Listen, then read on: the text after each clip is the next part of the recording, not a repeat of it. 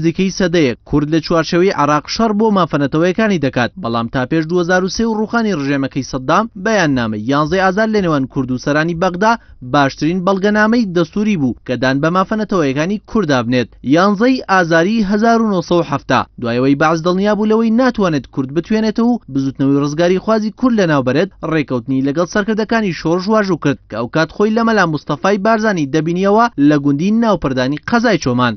ڕێکەوتنەکە دوای 2 ڕۆژ لە گفتوگۆی وەفدی کوردی لە ناوپردان لەگەڵ بەرپرسانی ئەو کاتی حکوومەتی عێراق کە سەرۆکی وەفدەکە سەدام حوسێن بوو لە دەی ئازاری 1970 واژوو کرا. بۆ ڕۆژی دواتر وەفدی کوردی بە سەرۆکاتی مەحموود عوسمان و ئەحمەد حەسەن بەکر سەرۆکۆماری عێراق ڕێکەوتنەکەیان لە مەیدانی ئازادی بەغداد خوێندەوە. ئەوەش کۆتایی بەشەڕێنا بۆ ماوەی نزیکەی 4 ساڵ، هەر بەو هۆیەوە هاوڵاتیانی کوردیش بە ئاهەنگ و شاوی لۆغان پێشوازیان لەو ڕێکەوتنە کرد.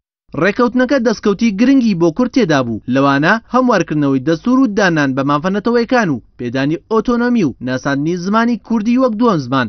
ئەوکات پەیامێکی گرنگیشی هەڵگرت بوو کە پەیامی سەرکەوتنی شۆڕشی کوردە لە باشووری کوردستان و گەشتن بە دەستکەوت و ئامانجەکانی. لە بەرامبەر دەستکەوتەکان ڕێگریەکانی زۆر بوون لە ناوخۆ و دەرەوە، لەلایەک شاعێران هەر لە سەرەتاوە هەوڵیدا نێڵێت کورد و عێراق ڕێبکەون، بەڵام کوردگوێی بەو داوای شانەدا و ڕێکەوت چونکە ترزە بوو سەرکەوتنی خەباتی چەکداری باشوور ورە و تین بداتە بەر ڕۆژهەڵاتیەکان و کوورەی شەڕ لە ناوچە کوردیەکانی ئێران گەرم بێت. لەلایەکی تریشەوە لە ناوخۆی وڵات هەر لە سەرەتای ڕێکەوتنەکەوە نە عێراق باوەڕی بە کورد بوو نە کوردیش باوەڕی بە عێراق بوو. لە بەردەوامی ڕێکەوتنەکەش تادات عێراق زیاتر زەمینەی بۆ هەڵوەشانەوەی ڕێکەوتنەکە دروست کرد و دواتریش پچڕانی پەیوەندیەکانی کورد و عێراق هەڵوەشانەوەی شۆڕش هاتەکایەوە.